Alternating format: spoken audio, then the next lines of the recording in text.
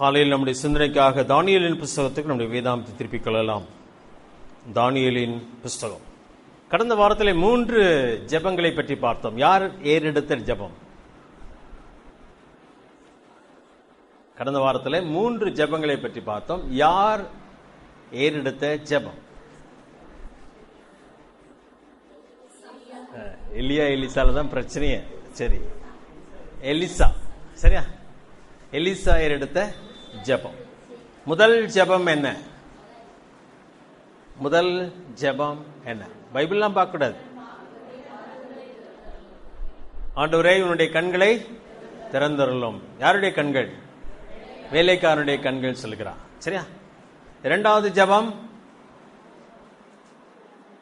ஆண்டவரே இவர்களுடைய கண்களிலே கண் மயக்கத்தை உண்டாக்கும் சொல்கிறான். மூன்றாவது ஜெபம், ஆண்டவரே இவர்கள் பார்க்கும்படி இவர்கள் கண்களை திறந்து. ரொம்ப சிம்பிளான ஜெபம் இல்லையா? ரொம்ப சிம்பிளான ஜெபம். இதை நம்முடைய வாழ்க்கையில் அபியாசப்படுத்தணும். ரஞ்சித் பேசும்போது அந்த மக்களுக்கு எல்லாமே தெரியும், ஆனாலும் அப்படியே ஒரு மயக்கத்தில் இருக்கிறாங்கன்னு சொல்லி சொன்னாங்க. அதான் உண்மை. நான் போன வாரத்தில் நான் குறிப்பிட்டேன் இல்லையா? நம்முடைய வாழ்க்கையில ஒருவேளை ஆண்டவர் நமக்காக யாவற்றையும் செய்ய முடியும். 2 காரியம் நான் போன வாரத்தில் பார்த்தோம். எலிசா சொல்லுகிறார், அவர்களோடு இருக்கிறவர்களை பார்க்கலாம் நம்மோடு இருக்கிறவர்கள் அநேகர். சரியா? அந்த அறிவும் அந்த பார்வையும் நமக்கு இல்லை என்று சொன்னா நாம் நமக்காய் ஜெபிக்க வேண்டிய ஜெபம் என்ன? ஆண்டவரே என் கண்களை திறந்துள்ளோம். யோவான் அதை சொல்லும் பொழுது, உலகத்தில் இருக்கிறவனிலும் உங்களில் இருக்கிறவர் பெரியவர். அந்த அறிவும் அந்த பார்வையும் நமக்கு வேண்டும். பார்வை என்று சொல்லும் பொழுது நம்ம ஒரு சூழ்நிலையிலே, ஒரு பிரச்சனையிலே சிக்கிக் கொள்ளும் பொழுது, ஒரு ஆபத்திலே நாம் நிற்கும் பொழுது, அந்த இடத்துல நாம் நினைக்க வேண்டிய ஒரு காரியம், நம்மோடு இருக்கிறவர்கள் அநேகர், நம்மோடு இருக்கிறவர் பெரியவர் என்பதை நாம் அறிய வேண்டும். அந்த வேலைக்காரனுக்கு அது அந்த பார்வை இல்லாதபடியினால்தான் அங்கே எலிசா ஜெபம் பண்ணுகிறான், ஆண்டவரே அவனுடைய கண்களை திறந்துள்ளோம். அவன் பார்க்கிறான், ஏராளமான ரதங்களையும் குதிரைகளையும் அன்று கண்டான். அதன் பின்பதாக நான் அதை ரிப்பீட் பண்ணுகிறேன், ஆனால் நமக்கு அவசியம் என்பதனாலே, அந்த ஜனங்களுக்கு கண் மயக்கம் வேண்டும் என்று சொன்னான். ஏன்னா அந்த மக்கள் எதுக்காக வந்தாங்க? சீரிய நாட்டின் படை எதற்காக வந்தது? எலிசாவையும் அவனுடைய வேலைக்காரனை பிடிச்சிட்டு போறதுக்காக, முக்கியமா எலிசாவை பிடிச்சிட்டு போறதுக்காக. ஆனால் அவங்களுக்கு ஒரு கண் மயக்கம் ஏற்பட்டதுனால இப்ப யார் பின்னாடி போயிட்டு இருக்காங்க? எலிசா பின்னாடியே போயிட்டு இருக்காங்க. யார் பேச்சை கேட்டுட்டு இருக்காங்க? அவர் பேச்சை கேட்டுட்டு அவர் பின்னாடி போறாங்க. சரியா? இன்றைக்கு ஆண்டவர் தன்னுடைய பிள்ளைகளை அனுப்பும்போது சொல்கிறார், ஓநாய்களுக்குள்ளே ஆடுகளை நான் அனுப்புகிறது போல உங்களை அனுப்புகிறேன் சொல்கிறார். அந்த உலகத்தில் நம்மை எதிர்க்கிறவர்கள் ஏராளமான பேர் உண்டு. ஒருவேளை இங்கே இருக்கிறப்ப நம்ம அதை ரொம்ப ஃபீல் பண்ண முடியாது. நீங்கள் அப்படிப்பட்ட இடத்துக்கெல்லாம் போனீங்கன்னா அவங்க பார்க்குற பார்வையே செல்லத்தில் எரிச்சலாக இருக்கும். என்ன இப்படி பார்த்துட்டே இருக்கிறாங்களேன்னு சொல்லி. ஏன்னா அவ்வளோ கோபத்தோட, அவ்வளவு ஒரு சந்தேகத்தோடு நம்மளை பார்த்து கொண்டே இருக்கிறத பார்க்கலாம். ஆனால் அந்த மக்களுக்கு ஒரு கண் மயக்கம் வேண்டும், நம்ம சொல்கிறத கேட்கும்படி, நம்மை கவிழ்த்து போடும்படியாக அல்ல.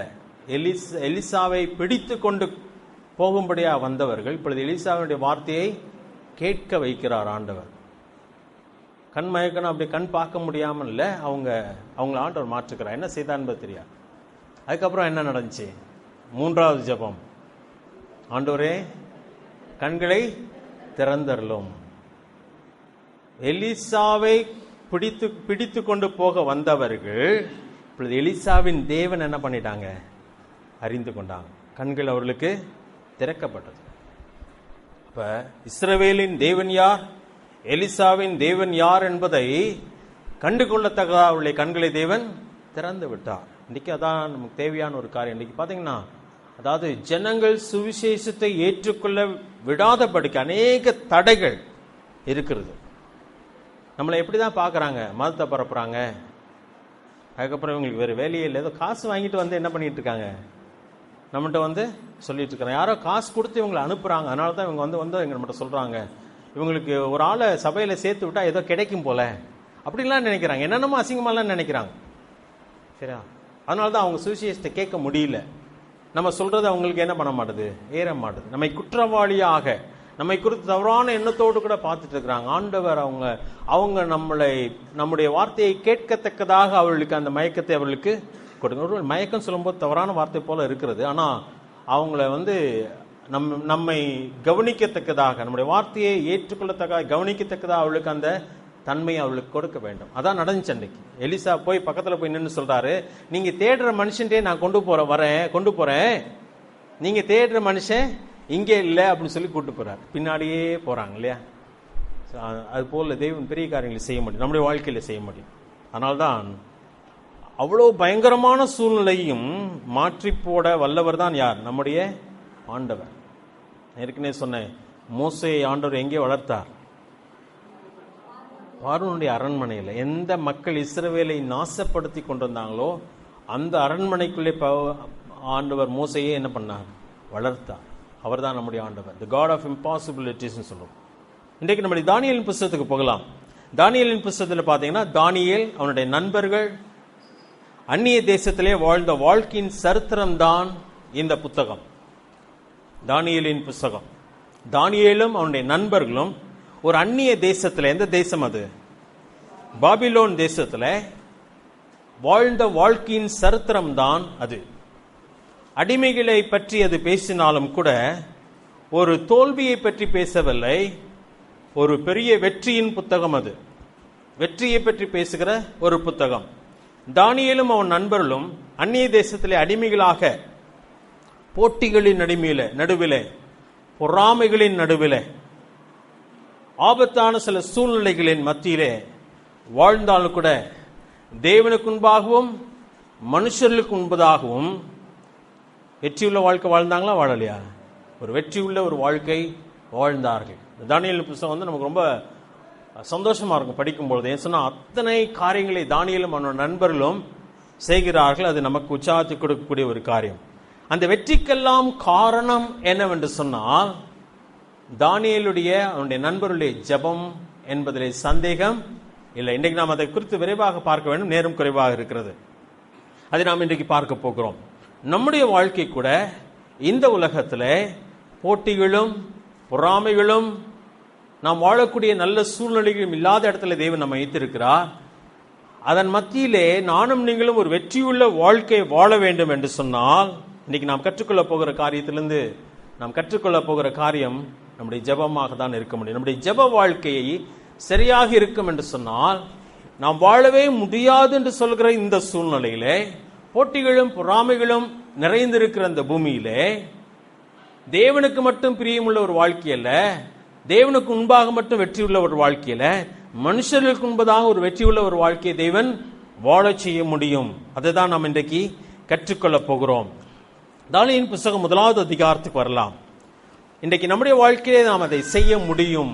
அப்படியே இன்னைக்கு நம்ம வாழ்க்கையில் நம்ம நினைக்கிற காரியம் என்னன்னு சொன்னா, பைபிள்ல எழுதினபடியெல்லாம் நம்ம வாழ முடியாது. அது நம்ம மனசுல இருக்கா இல்லையா?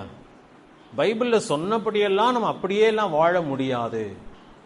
இது பிசாசு நம்முடைய மனதில் போட்டு வைத்திருக்கிற பயங்கரமான வஞ்சனையின் கருத்து, வஞ்சனையான ஒரு கருத்து. தானியேல் ஒரு அந்நிய தேசத்துல பொறாமையும் போட்டி இருந்துச்சா இல்லையா? தானியேலுக்கு விரோதமா இருந்தாங்களா இல்லையா? தானியேலை அழிக்கணும்னு சொல்லி பார்த்துட்டு இருக்கிறாங்க. அப்படிப்பட்ட சூழ்நிலையிலே, அடிமை என்ற ஒரு சூழ்நிலையிலே தேவன் அவனை ஒரு வெற்றிகரமான வாழ்க்கையை வாழ செய்ய முடியுமானால், அதற்கு ஒரே ஒரு காரணம், மனிதனுக்கு முன்னாடியும் அவன் வெற்றி பெற்ற ஒரு மனுஷன். அதே போல தேவனுக்கு முன்பதாக அவன் எப்படிப்பட்ட ஒரு மனுஷன் சொல்லி தானியேல்ல வாசிக்கிறோம். தானியேல் எப்படிப்பட்ட மனுஷன்? தேவனுக்கு முன்பாக பிரியமானவன், நீ எனக்கு பிரியமான சொல். ஆண்டவருக்கு முன்பதாகவும் அவன் வெற்றியோடு வாழ்கிறான். மனிதர்களுக்கு முன்பதாக அவன் தோற்று போன ஒரு அடிமையாக வாழவில்லை. அவனை போல ஒரு ஞானத்தில் நிறைந்தவனும் தேவ ஆவியை பெற்றவன் ஒருவனும் இல்லை என்று சொல்லத்தக்கதாக, ராஜாவே அவனை பற்றி சொல்லத்தக்கதாக அவனுடைய வாழ்க்கை வெற்றிகரமாக இருந்தது. இன்னைக்கு நேரத்தில் உலகம் போகிற போக்கிலே நம்மளும் கொஞ்சம் அட்ஜஸ்ட் பண்ணி போனாதான் வாழ முடியும், இல்லாட்டி வாழவே முடியாதுன்னு சொல்லி அநேக விசுவாசிகளும் உள்ளத்தின் ஆழத்திலே நல்லா எழுதி வச்சிருக்கிறாங்க. அதனால்தான் ஆண்டவர் பக்கமும் கொஞ்சம் பிரியமா நடந்துக்கணும், யார் பக்கமும் கொஞ்சம் பிரியமா நடந்து ஆகணும், உலகத்துக்கும் கொஞ்சம் பிரியமா தான் நடந்து ஆகணும்னு சொல்றாங்க. நம்ம இன்னைக்கு பார்க்கலாம், ஒரே நான் நிறைய இடத்துல சில நேரத்தில் நம்மளுடைய வாழ்க்கையில் அப்படி இருக்கிறது. ஆனால் தானியேலின் வாழ்க்கையில் அப்படியா? தானியேலால் வாழ முடியுமானால் இன்றைக்கு நம்முடைய வாழ்க்கையிலும் அப்படி வாழ முடியும் என்பதிலே சந்தேகம் இல்லை. தானியேலின் புத்தகம் 1வது அதிகாரத்துக்கு வரலாம். சில முன்னுரைகளாக சில காரியங்கள் நான் சொல்லி ஆக வேண்டும். தானியேலின் புத்தகம் 1 அதிகாரம் 1 வசனத்தை பாருங்கள். யூதாவின் ராஜாவாகிய யோயாக்கீம் அரசாண்ட 3ஆம் வருஷத்தில் பாபிலோனின் ராஜாவாகிய நேபுகாத்நேசார் எருசலேமுக்கு வந்து அதை முற்றுகை போட்டான். எந்த காலகட்டம் என்று சொல்லப்பட்டிருக்கு, அதை பற்றி நம்ம டீட்டெயிலா போகிறதில்லை. 2வது வசனத்திலே பார்க்கும் பொழுது அந்த முற்றுகை போட்டு அவன் என்ன செய்கிறான் என்பதை பாருங்க. 2வது வசனம் 3வது வரை வாசிக்கிறது. தேவனுடைய ஆலயத்தின் பாத்திரங்களில் சிலவற்றை அவன் கையில் ஒப்பு கொடுத்தார். அவன் அந்த பாத்திரங்களை சினேயா தேசத்துள்ள தன் தேவனுடைய கோயிலுக்கு கொண்டு போய் அவைகளை தன் தேவனுடைய பண்டசாலைக்குள் வைத்தான். பாபிலோன் ராஜா நேபுகாத்நேசார். அதுக்கப்புறம் பாத்தீங்கன்னா என்ன செய்கிறான்? 3ஆம் வசனத்துல, அப்பொழுது இஸ்ரவேல் புத்திரருக்குள்ளே ராஜ குலத்தார்களிலும் துரைமார்களிலும் யாதொரு மாசும் இல்லாதவர்களும் அழகானவர்களும் சகல ஞானத்திலும் தேறினவர்களும் அறிவில் சிறந்தவர்களும் கல்வியில் நிபுணரும் ராஜாவின் அரண்மனையிலே சேவிக்க திறமையுள்ளவர்களுமாகிய சில வாலிபரை கொண்டு வர சொல்லிட்டான். அதுலதான் ஒரு ஆள் யாரு? தானியேல். சரியா? 1-2 பேர்லாம் கொண்டு போயிருக்க மாட்டாங்க, நிறைய பேர் கொண்டு போயிருப்பார்கள். அந்த அப்படிப்பட்ட ரேங்க்ல உள்ளவங்க நல்ல ஞானிகளை கொண்டு போறாங்க. அவங்களை கொண்டு போய் என்ன செய்ய சொல்றாங்க? 4ஆம் வசனம், அவர்களுக்கு கல்தேயின் எழுத்தையும் பாஷையும் கற்றுக் கொடுக்கவும் ராஜா தன் பிரதானியின் தலைவனாகிய அஸ்பேனாசுக்கு கற்பித்தான். அவங்களுக்கு போய் என்ன செய்யணும்? கல்தேயருடைய பாஷையை கற்றுக்கொடு, மொழியை கற்றுக்கொடு. ஏன்னு சொன்னா அவங்க யாருக்கு சேவை செய்யணும்? இப்ப பாபிலோனின் ராஜாவுக்கு சேவை செய்ய வேண்டும். நான் நினைக்கிறேன் இஸ்ரவேல் ஜனங்கள் மத்தியில் அநேகர் யார் இருந்தா? ஞானிகள் இருந்திருக்குன்னு நினைக்கிறேன். அவங்க யாருடைய பிள்ளைங்க? தேவனுடைய பிள்ளைங்க. இன்றைக்கும் பார்த்தீங்கன்னா பயங்கரமான அறிவு படைத்தவர்கள். நீங்க ட்ரிப் இரிகேஷன், அதாவது சொட்டு பாசன நீர், டேனியல் சொல்லுங்க, சொட்டு பாசனம், சொட்டு நீர் பாசனம் எங்க போய் கட்டிட்டு வராங்கன்னு நினைக்கிறீங்க? அங்க பாலைவனம் போன்ற அந்த பூமியில அருமையான பழங்களும் காய்கறிகளும் விளைச்சல் நடைபெறுகிறது. அதை எப்படி அவங்களால பயிரிட முடியும் சொல்லி உலகத்தில் இருக்கிற அநேகர் போய் அங்க போய் பார்த்து கற்றுக்கொண்டு வராங்க. One of the best military உலகத்திலேயே. இங்க பாம்பேல அந்த தாஜ் ஹோட்டல்ல பயங்கரமான குண்டு வெடித்த பொழுது யாரு எவருன்னு சொல்லி ஆராய்ச்சி செஞ்சிருந்தப்ப இஸ்ரேல் சொல்லிச்சு, என் கையில கூட நான் உடனே கண்டுபிடிச்சு சொல்றேன்னு சொல்லி. ஏன்னா இஸ்ரேல் ஜனங்கள் சில ஜூஸ் அங்க காயப்பட்டாங்க, என் கையில கூட நான் கண்டுபிடிச்சு சொல்றேன். அப்ப அதை கண்டுபிடிக்கக்கூடிய எல்லா திறமைகளும் அவத்துல உண்டு. இன்றைக்கும் அவங்க அறிவில் தேறினவர்கள், பயங்கரமான இன்டெலிஜென்ஸ் இருந்துச்சு. அதனாலதான் பாபிலோன் பாத்திரத்தை மட்டும் எடுத்துட்டு போல, நேபுகாத்நேசார் பாத்திரத்தை மட்டும் எடுத்துட்டு போல, வெள்ளியும் பொன்னையும் மட்டும் எடுத்துக்கொண்டு போகல. யாரை கூட்டிக் கொண்டு போகிறான்? நல்ல ஞானமுள்ள வாலிபுள்ளை கூட்டிட்டு வாங்கப்பா. அவங்க யாருக்கு சேவை செய்யணும்? எனக்கு சேவை செய்ய வேண்டும், எனக்கு ஆலோசனை சொல்ல வேண்டும் சொல்லி அழைத்து கொண்டு போகிறான். அவங்களுக்கு கல்வி கொடுக்க சொல்லியாச்சு. 5வது வசனத்துல, ராஜா தான் உண்ணும் போஜனத்திலையும் தான் குடிக்கும் திராட்சரசத்திலையும் தினமும் ஒரு பங்கை அவர்களுக்கு நியமித்து அவர்களை 3 வருஷம் வளர்க்கவும் அதன் முடிவிலே அவர்கள் ராஜா முன்பாக நிற்கும்படி செய்யவும் கட்டளையிட்டான். 3 வருஷம் நல்ல சாப்பாடு, நல்ல கல்வி. இந்த 3 வருஷம் ரொம்ப விசேஷம் நினைக்கிறேன். ஏசாமி எத்தனை வருஷம் சீஷர்களை ட்ரெயின் பண்ணாரு? 3 வருஷம். அப்போஸ்தலனாகிய பவுல் வனாந்தரத்தில் எத்தனை வருஷம் இருந்தாரு? 3 வருஷம் சொல்லப்பட்டிருக்கிறது. மினிமம் 3 வருஷம் டிகிரி ட்ரைனிங் உண்டு இல்லையா? படிக்க வேண்டும். அதாவது ட்ரைனிங் ரொம்ப அவசியம். அதாவது 3 வருஷம் கல்வி கற்றுக்கொள்ளத்தக்கதாக, புதிய தேசத்தினுடைய கலாச்சாரத்தை கற்றுக்கொள்வதற்காக, ராஜாவுக்கு நன்றாய் அங்கே ஆலோசகர்களாக இருக்கத்தக்கதாக 3 வருஷம் அங்கே ட்ரைனிங் கொடுக்க சொல்லுகிறார். 6வது வசனத்தை வாசிக்க, நல்ல பைபிள் வாசிட்டு கவனிச்சுட்டே வரணும், நான் பேசுகிறதை கவனித்துக் கொண்டே வர வேண்டும். அவர்களுக்குள் யூதா புத்திரராகிய தானியேல், அனனியா, மிஷாவேல், அசரியா என்பவர்கள் இருந்தார்கள். இந்த 4 பேருடைய சரித்திரம் தாங்க இந்த புஸ்தகம்.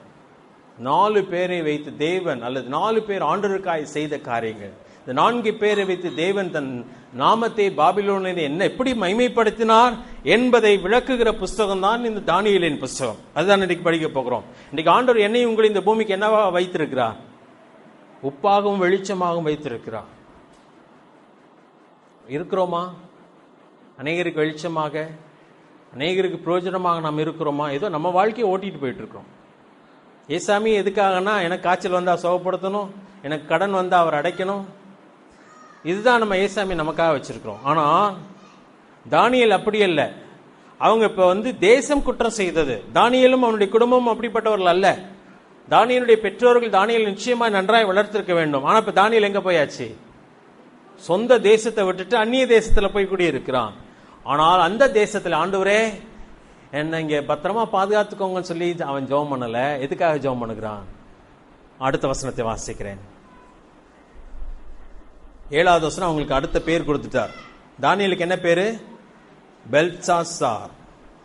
அவங்களுக்கு அனனியாவுக்கு சாத்ராக், மிஷாவேலுக்கு மேஷாக், அசரியாவுக்கு ஆபேத்நேகோ. நமக்கு இந்த பேர் தான் நல்லா தெரியும், சரியா? Shadrach, Meshach, Abednego. தானியேலுடைய பேர் நம்ம தானியேல் என்று பயன்படுத்துகிறோம். நம்முடைய பேர் பெல்சாசார். 8வது வசனம், தானியேல் எதற்காக ஜெபம் பண்ணினான்? அவனுடைய இருதயம் எதை வாஞ்சித்தது? தானியேல் ராஜாவின் போஜனத்தினாலும் அவன் பானம் பண்ணும் திராட்சரசத்தினாலும் தன்னை தீட்டுப்படுத்தலாகாது என்று தன் இருதயத்தில் தீர்மானம் பண்ணிக்கொண்டு தன்னை தீட்டுப்படுத்தாதபடி பிரதானிகளின் தலைவனிடத்தில் வேண்டிக் கொண்டான். பிரதானியிடத்தில் தான் வேண்டிக் கொண்டது போல வசனம் சொல்லுகிறது. அதுக்கு முன்பதாக யாரிடத்துல வேண்டிக் கொண்டிருப்பான்? அவன் ஆண்டுகிட்ட ஒரு காரியம் கேட்டான். ஆண்டவரே, நான் என்னுடைய தேசத்தை விட்டு விட்டு வந்து விட்டேன். இப்பொழுது நான் அந்நிய தேசத்தில் இருக்கிறேன். அந்நிய தேசத்திலே ஒரு அடிமையை போல ராஜாவுக்கு நான் இனிமே அவன் சொல்றதெல்லாம் செய்ய வேண்டும். நான் பிரதானி ஆனாலும் கூட ராஜா சொல்கிறதை நான் செய்ய வேண்டும். ஆனாலும் கூட இந்த தேசத்தின் உணவினாலும் இந்த தேசத்தின் பழக்க வழக்கங்களினால் நான் என்னை தீட்டுப்படுத்த விரும்பவில்லை. நான் உமக்கு பிரியமான ஒரு வாழ்க்கையை நான் வாழ விரும்புகிறேன் என்று சொல்லி அவன் முதல் ஜெபம் அதுதாங்க அவனுடைய ஜெபம். நல்ல ஜெபமா கெட்ட ஜெபமா? தேவன் நம்மை குப்பையிலிருந்தும் புழுதியிலிருந்து நான் தூக்கி எடுத்தார். உளையான சேற்றிலிருந்து நம்மை தூக்கி எடுத்தார். நம்முடைய உண்மையான ஜெபம் என்ன? ஆண்டவரே, நான் நல்ல பணக்காரனா மாறணும். அதுவாக இருக்கக்கூடாது. ஆனால் கேட்க வேண்டிய காரியம், ஆண்டவரே, முன்பு நான் உளையான சேற்றில் இருந்தேன். நான் இப்பொழுது உமக்காய் பிரித்தெடுக்கப்பட்டவன். உம்முடைய நாமத்தை நான் அந்த பூமியிலே மைமைப்படுத்த வேண்டும். உம்முடைய நாமத்தை நான் மைமைப்படுத்த வேண்டும். அப்படியா நான் வாழ வேண்டும். எதற்காக என்னை பிரித்தெடுத்தீரோ அந்த நோக்கம் நிறைவேற வேண்டும்.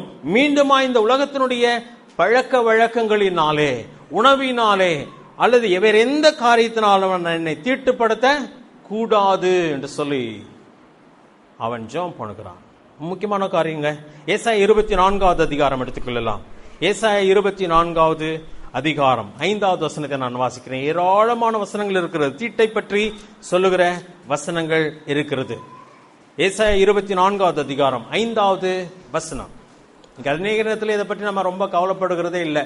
வேற என்ன பண்றது, நம்ம இங்க தானே வாழ்ந்துட்டு இருக்கிறோம், அப்படிதானே வாழ்ந்து ஆகணும்னு சொல்லி நம்மை நாமே நம்ம திருப்திப்படுத்தி கொண்டு சாந்தப்படுத்தி கொண்டு நாம் ஓடிக்கொண்டிருக்கிறோம். ஆனால் அப்படி அல்ல. ஆண்டவர் கொரிந்தியரில் சொல்லும் பொழுது இவைகளை விட்டு நீங்கள் பிரிந்து வெளியே வாருங்கள் சொல்கிறார். அந்த உலகத்தை விட்டு நாம் பிரிந்து வெளியே வர வேண்டும். இந்த இடத்துல என்ன சொல்கிறார்? 5வது வசனம், தேசம் தன் குடிகளின் மூலமாய் தீட்டுப்பட்டது. அவர்கள் நியாயப்பிரமாணங்களை மீறி கட்டளைகளை மாறுபாடாக்கி நித்திய உடன்படிக்கையை முறித்தார்கள். இன்றைக்கு நானும் நீங்களும் ஒரு உடன்படிக்கைக்குள்ள வந்திருக்கிறோம். அந்த உடன்படிக்கையை சொல்லுகிறதா இதுதாங்க, தேவன் நம்மோடு கூட செய்த உடன்படிக்கை. இது புதிய உடன்படிக்கை சொல்லுங்க. என்ன உடன்படிக்கை? நம்ம ஆண்டுடைய பிள்ளைகளாக மாற்றப்பட்டோம். நாம் ஒரு குறிப்பிட்ட நோக்கத்துக்காய் தெரிந்து கொள்ளப்பட்டிருக்கிறோம். அவரோடு கூட உடன்படிக்கை பண்ணி இருக்கிறோம். அவர் சொல்கிறார், என்னை பின்பற்றி வர விரும்புகிறவன் தன்னைத்தான் வெறுத்து தன் சிலுவை எடுத்துக்கொண்டு அனுதினம் என்னை பின்பற்ற கடவன். இனிமேல் நமக்கென்று தனிப்பட்ட ஆசைகள் கிடையாது. நம்முடைய ஆசைகளை நாம் ஏற்கனவே ஓரத்திலே தள்ளிவிட்டோம் என்று சொல்லி அங்கே உடன்படிக்கையிலே நாம் அவரோடு கூட ஒப்பந்தம் பண்ணி இருக்கிறோம். நான் இனிமேல் உம்முடைய சித்தத்தை செய்வேன் ஆண்டவரே, என்னுடைய விருப்பம் அல்ல என்று சொல்லி இருக்கிறோம். அநேக நேரத்தில் இப்ப யாரோடு கூட நமக்கு உடன்படிக்கை உண்டு? இந்த உலகத்தோடு கூட சில உடன்படிக்கைகள் உண்டு. அதனால என்ன நடக்கிறது? இங்க சொல்லுகிறார், தீட்டுப்பட்டு போயிற்று. தீட்டு என்று சொன்னால் நமக்கு தெரியும். அதே போல் நம்முடைய வாழ்க்கை ஆண்டுக்கு பிரியமில்லாத காரியங்களிலே ஈடுபடும் பொழுது நாம் தீட்டுப்படுவோம். அதே காரியத்தை தான் தானியேல் இங்கே சொல்கிற 8வது வசனத்துல, ராஜாவின் போஜனத்தினாலும் அவன் பானம் பண்ணும் திராட்சை ரசத்தினாலும் தன்னை தீட்டுப்படுத்தல் ஆகாது என்று தன் இருதயத்தில் தீர்மானம் பண்ணிக்கொண்டு சொல்கிறான். முதல்ல அவன் இருதயத்திலே தீர்மானம் பண்ணினான். இன்னைக்கு லஞ்சம் வாங்கக்கூடாது என்பது எல்லாருக்குமே தெரியும். வேற வழி இல்லைல்ல, மேலே இருக்கிற அதிகாரி வாங்க சொல்லுகிறா, அதனால வாங்கிதான் ஆக வேண்டும். ஏதோ ஒரு காரணம் சொல்லப்படுகிறது. இதனால நிறைய கிறிஸ்தவங்க வாங்க ஆரம்பிச்சிட்டாங்க. கிறிஸ்தவங்க மற்றவங்களோட மோசமாக வாங்கினாங்க கேள்விப்படுறோம். ரொம்ப கேவலமான ஒரு காரியம், உலகத்தோடு கூட ஒத்து போகிற காரியம். அவங்க சொல்லுகிற ஒரே ஒரு சாக்கு போக்க, வேற வழியில வாங்கிதான் ஆகணும், அப்படியெல்லாம் தப்பு செஞ்சாதான் வாழ முடியும், இல்லாட்டி வேலை பார்க்க முடியாதுன்னு சொல்லி. ஆனால் தானியேல் சொல்கிறான், நான் தீட்டுப்படுத்த கூடாது என்று சொல்லி முதல்ல தன் இருதயத்திலே தீர்மானம் பண்ணிவிட்டு யாரிடத்திலே ஜெபம் பண்ணி இருப்பான்? நிச்சயம் நான் நினைக்கிறேன் ஆண்டிடத்திலே ஜெபம் பண்ணி. தானியேலின் புத்தகம் 6வது அதிகாரத்துக்கு வரும் பொழுது அவனுக்கு ஒரு பயங்கரமான சோதனை வந்துச்சு. நல்லா கவனிச்சுவாங்க. அவனுக்கு வந்த சோதனை எதன் மேலே வந்தது? பரீட்சை எதன் மேலே வந்தது? அவன் ஜெப வாழ்க்கையின் மேலே வந்தது.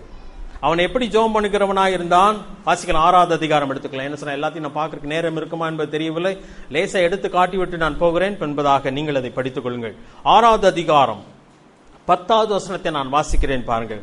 தானியேலோ வென்றால் அந்த பத்திரத்துக்கு கையெழுத்து வைக்கப்பட்டதென்று அறிந்த போதிலும் தன் வீட்டுக்குள்ளே போய் தன் மேல் அறையிலிருந்து எருசலேமுக்கு நேராக பலகணிகளை திறக்க அங்கே தான் முன் செய்து வந்தபடியே தினமும் 3 வேளையும் தன் தேவனுக்கு முன்பாக முழங்கால் படையிட்டு ஜெபம் பண்ணி ஸ்தோத்திரம் செலுத்தினான். அது அவனுடைய பழக்கமாயிருந்தது.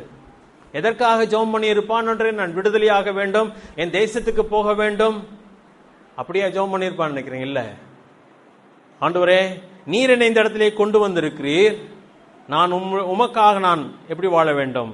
பிரித்தெடுக்கப்பட்டவனாகவே வாழ வேண்டும். நீர் எதற்காக என்னை இந்த இடத்திலே கொண்டு வந்தீரோ அந்த நோக்கம் நிறைவேறத்தக்கதாக நான் வாழ வேண்டும். தானியேல் சிங்கக்கெபிக்கு போகும் பொழுது ஜெபம் பண்ணதாக சொல்லப்படவே இல்லை. ஜெபம் பண்ணிருக்கலாம், இல்லைன்னு சொல்லல. அதுக்கு முன்னாடி தான் அவன் வழக்கம் போல ஜெபம் படுகிறான். என் உயிரை காப்பாத்துங்க ஆண்டவரே, நான் இவ்வளவு நாள் உமக்கு உண்மையா இருந்தேன், அப்படிலாம் ஒண்ணுமே அவன் புலம்புனதாக சொல்லப்படவே இல்லை. அவனுடைய கரிசனை எல்லாமே நான் தேவனுக்கு முன்பதாக நான் தீட்டுப்பட கூடாது என்பது ஒரே ஒரு காரியம். அப்ப அவனுடைய ஜெப வாழ்க்கை ரொம்ப டீட்டெயிலாக அவன் பண்ண ஜெபம் சொல்லப்படவே இல்லை, எங்கேயுமே சொல்லப்படலை. பின்னதான் வாசிக்கலாம். அப்ப ஆனால் 6வது அதிகாரத்தில் வரும்பொழுது அவனுடைய ஜெப வாழ்க்கையே பரீட்சைக்குள்ளாக ஆக்கப்படுகிறது. ராஜாவை பார்த்துதான் ஜெபம் பண்ண வேண்டும், ராஜாவை மட்டுமே வணங்க வேண்டும். எத்தனை நாட்கள்? சண்டே கிளாஸ்ல சொல்லியிருப்பீங்கல்ல, எத்தனை நாட்கள்? 30 நாட்கள். 30 நாட்கள் ராஜாவை மட்டும்தான் வணங்க வேண்டும், வேற எந்த தெய்வத்தையும் வணங்கக்கூடாதுன்னு சொல்லி ஒரு பரீட்சை அவனுக்கு ஏற்பட்டது. ஆனா அதை பத்தி அவன் கவலைப்படவே இல்லை. அவன் ஜெபம் பண்ணினான். அந்த ஜெப வாழ்க்கை தாங்க அவனுக்கு பெரிய வெற்றியை கொண்டு வருகிறது. இன்றைக்கு நாம் ஒருவேளை நம்முடைய ஜெப வாழ்க்கை உண்மையாக சரியாக இருக்கும் என்று சொன்னால் இந்த உலகத்திலே நாம் தேவனுக்கு முன்பாகவும் மனுஷனுக்கு முன்பதாகவும் ஒரு வெற்றிகரமான வாழ்க்கை வாழ முடியும். வாசிக்கலாமா? முதல் அதிகாரத்துக்கு வந்துடலாம். நம்ம தெரிந்த சரித்திரம் தான், இருந்தாலும் கூட நாம் சில காரியங்களை கவனித்து கடந்து போகலாம். இவன் நிச்சயமாய் தன் இருதயத்திலே ஜெபம் பண்ணிவிட்டு அல்லது ஆண்டவரிடத்திலே ஜெபம் பண்ணிவிட்டு யாரிடத்திலே போய் வேண்டிக் கொள்கிறான்? பிரதானிகளின் தலைவனிடத்தில் வேண்டிக் கொண்டான். நிறைய பேரை காண இன்னைக்கு, சரியா? ரொம்ப வருத்தம் எனக்கு. சில நேரத்தில் டிஸ்டர்ப் ஆயிடுறேன் முன்னாடி உட்காந்துட்டு, முன்னாடி நிற்கிறதுனால. இவங்களுக்கு யாரை விட எது முக்கியம்? வருத்தப்படாதீங்க, இது ஆண்டோடைய நாள். உங்களுக்கு எந்த உரிமையுமே கிடையாது உங்க சொந்தத்துக்கு இதில் எடுக்கிறதுக்கு. 6 நாள் ஆண்டு உங்களுக்கு கொடுத்துட்டாரு. நான் இருக்கிறவங்கள தான் திட்ட வேண்டியது இருக்கு, போனவங்களை என்னால் திட்ட முடியாது, அதனால மன்னிச்சுக்கோங்க. 6 நாள் உங்களுக்கு கொடுத்தாச்சு, 7வது நாளை பிடுங்கிறதுக்கு உங்களுக்கு எந்த உரிமையுமே கிடையாது. ஆண்டு கணக்கு கொடுக்கணும், பல மடங்கு கொடுக்க வேண்டியது இருக்கும். சரியா? அந்த ஒரு நாள் உங்களுக்கு எடுக்கிறதுக்கு என்ன உரிமை இருக்கிறது? யாருடைய நாள் இது? கர்த்தருடைய நாள். அவரே 6 நாள் படைப்பை படைத்து விட்டு 7வது நாள் என்ன பண்ணினார்? ஓய்ந்திருந்தார். அவர் அதை செய்ய முடியும் என்று சொன்னால் நானும் நீங்கள் அவர் செய்ய வேண்டும் சொல்லி தேவன் ஆரம்பத்திலே கொடுத்த கட்டளை எதுங்க? ஆதி முதல் கொடுக்கப்பட்ட கட்டளை அது. ஆண்டு சொல்கிறார், ஓய்வு நாளை கடைப்படைக்காதவனை கல்லறிந்து கொள்ள வேண்டும் என்று சொல்கிறார். இன்றைக்கு அந்த தண்டனையின் சீற்றம் குறைஞ்சிருச்சா? இல்லைங்க, குறையலைங்க. ஆனா இது கிருபையின் காலம். ஆனா கணக்கு கேட்பார் ஆண்டவர். ஆண்டோட சமூகத்தில் ஓட வேண்டும். எத்தனையோ காரியங்களுக்கு நம்மால் போக முடியுமே, ஏன் ஆண்டோடத்துல மட்டும் வர முடியாது? ஏன்னா அவர் ஒன்றும் கண்டுக்கிடவே மாட்டார். என்ன, ரொம்ப லேசா எடுத்துக்கொள்வார். காரணம் என்னன்னு சொன்னா, நண்பரிடத்திலே சொல்ல முடியாது, உறவினிடத்திலே சொல்ல முடியாது, என்ன பண்றது? ஆனால் இவன் பிரதான இடத்திலே போய் என்ன சொல்றான், என்ன சொல்கிறான் என்பதை பாருங்களேன். ரொம்ப கஷ்டமான ஒரு காரியம் சொல்லுகிறான். ராஜாவின் போஜனம் என்னன்னு சொல்லுகிறான். சொல்ல முடியுமாங்க? ராஜாவின் போஜனம் என்னவாம்? இவனை என்ன பண்ணுமாம்? தலையில கத்தி தான் விழுகும் இல்லையா? அவன் ஜீவன் போகும். அவன் சொல்லுகிறான், ராஜாவின் போஜனத்தினால என்ன பண்ண முடியாது, என்னை தீட்டுப்படுத்த முடியாது. அப்ப ராஜாவின் போஜனத்தை தீட்டுன்னு சொல்றியான்னு சொல்ல மாட்டாங்களா? சொல்ல மாட்டாங்களா? ஆனால் சொல்லுகிறான், என்னால் எடுக்க முடியாது, அதை நான் சாப்பிட முடியாது என்று சொல்லுகிறான். 9ஆம் வசனத்தை பாருங்களேன். தேவன் தானியேலுக்கு பிரதானிகளின் தலைவனிடத்தில் தயவு இரக்கமும் கிடைக்கும்படி செய்தார். உன் நண்பரிடத்தில் சொல்ல முடியாதா, ஞாயிற்றுக்கிழமை என்னால் வர முடியாதுன்னு சொல்லி? உறவினிடத்துல நான் ஆராதனை முடிஞ்சுதான் எங்கே வருவேன், அல்லது ஞாயிற்றுக்கிழமை என்னால் வர முடியாது, ஓங்கி சொல்லுங்க. ஞாயிற்றுக்கிழமை வச்சீங்கன்னா நான் வரமாட்டேன், வேற எந்த நாளுக்கும் லீவ் எடுத்துட்டு கூட வரேன், நான் ஞாயிற்றுக்கிழமை வர முடியாது சொல்ல முடியுமா? முடியாதா? முடியாதுன்னு சொல்றீங்க மனசுக்குள்ள. ஆனால் சொல்லணும். சொல்லும் பொழுது தெய்வம் என்ன செய்கிறார் தெரியுமா? அவருடைய கண்களிலே தயவு கிடைக்க செய்கிறார். நீங்க ஜெபம் பண்ணுங்க, ஆண்டவரே உமக்காக நான் வாழ விரும்புகிறேன், உமக்காக நான் இதை செய்ய விரும்புகிறேன், நீர் சொன்னபடி நான் செய்ய விரும்புகிறேன், உம்முடைய வார்த்தையை நான் மீற விரும்பவில்லை, மீறுகிறதுனாலே நான் என்னை தீட்டுப்படுத்த விரும்பல. அதான் நம்ம ஏசாயால வாசித்தோம் இல்லையா? அவங்க நியாயப்பிரமாணத்தை மீறி தன்னை என்ன பண்ணிட்டாங்க, தீட்டுப்படுத்தினார்கள். தேவனுக்கு முன்பதாக அருவருப்பானவர்களாக அது நம்மை மாற்றுகிறது. காரணம், நம்முடைய உறவினர்களோடு நமக்கு பேச தைரியம் இல்லை, நம்முடைய நண்பர்களோடு கூட பேச தைரியம் இல்லை. காரணம், அவர்கள் நம்மை பகைத்து விடுவார்கள், அல்லது நம்முடைய வாழ்க்கையிலே நமக்கு நஷ்டம் வந்துவிடும். ஞாயிற்றுக்கிழமை சில காரியங்களை நாம் செய்யாமல் விடுகிறதுனாலே எனக்கு நஷ்டம் வரும் என்று எண்ணுகிறோம். நம்ம ஆண்டவரிடத்தில் அதை பற்றி ஜெபம் பண்ணுகிறதே கிடையாது. ஆண்டவரே நான் உமக்காய் வாழ வேண்டும் என்று சொல்லி ஜெபம் பண்ண மறுக்கிறோம். காரணம், நம்ம உள்ளத்தின் ஆழத்தில் எழுதி வச்சிருக்கிறோம், அதனால எனக்கு நஷ்டம், அதனால நான் நண்பனை இழந்து விடுவேன், அதனால உறவினர்களுடைய உதவி எனக்கு இல்லாமல் போய்விடும் என்று சொல்லி நாம் மனதின் ஆழத்தில் எழுதியிருக்கனால நம்மளால என்ன பண்ண முடியல, ஜெபம் பண்ண முடியல. ஆனால் தானியேல் ராஜாவின் கட்டளை மீறி பிரதான இடத்திலே போய் சொல்கிறான், அந்த உணவினால நான் என்ன பண்ண முடியாது, தீட்டுப்படுத்த முடியாது. தேவனுடைய உடனடியாக தேவனுடைய காரியம் என்ன சொல்கிறான், தேவன் அங்கே தயவை கட்டளை இடுகிறார். ஆனா பிரதானி கேட்கிறான், அப்பா வாசிக்கலாமா 10ஆம் வசனத்தை? பிரதானிகளின் தலைவன் தானியேலை நோக்கி, உங்களுக்கு போஜனத்தையும் பானத்தையும் குறித்திருக்கிற ராஜாவாகிய என் ஆண்டவனுக்கு நான் பயப்படுகிறேன். அப்பா நான் பயப்படுறப்பா, நீ பயப்படலையோ? நான் பயப்படுகிறேன். அவர் உங்களோடொத்த வாலிபரின் முகங்களை பார்க்கல, உங்கள் முகங்கள் வாடி போனவைகளாக காண வேண்டியதென்ன, அதனால் ராஜா என்னை சிரசேதம் பண்ணுவாரே என்றான். இப்ப இன்னொருத்தன் உயிருக்கு ஆபத்து வந்துருச்சு இவனுடைய தீர்மானத்தினால. அப்ப தானியேல் ஒரு சவாலை முன்னதாக வைக்கிறான். என்ன சவால் பார்க்கலாமா? அப்பொழுது பிரதானிகளின் தலைவனாலே தானியேல், அனனியா, மிஷாவேல், அசரியா என்பவர்கள் மேல் விசாரிப்புக்காரனாக வைக்கப்பட்ட மேல்ஷார் என்பவன் தானியேலை நோக்கி, 10 நாள் வரைக்கும் உமது அடியேரை சோதித்து பாரும். தானியேல் நோக்கி, 10 நாள் வரைக்கும் உமது அடியேனை சோதித்து பாரும்.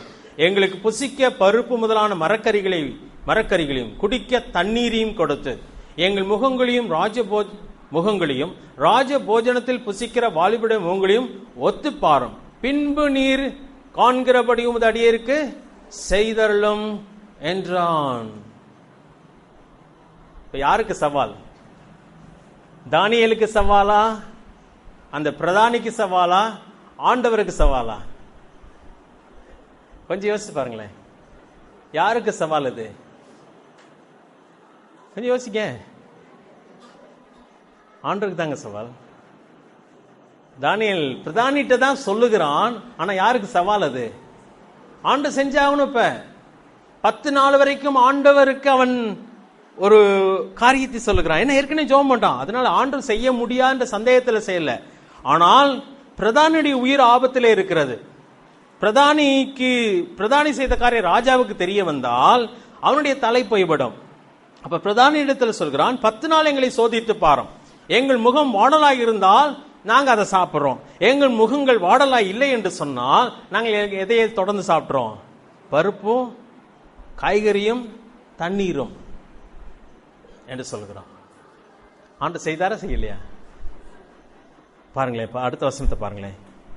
14ஆம் வசனம். அவன் இந்த காரியத்திலே அவர்களுக்கு செவி கொடுத்து 10 நாளளவும் அவர்களை சோதித்து பார்த்தான். 10 நாள் சென்ற பின்பு ராஜ போஜனத்தை புசித்த எல்லா வாலிபரை பார்க்கலாம் அவர்கள் முகம் களையுள்ளதாயும் சரீரம் புஷ்டியுள்ளதாயும் காணப்பட்டது.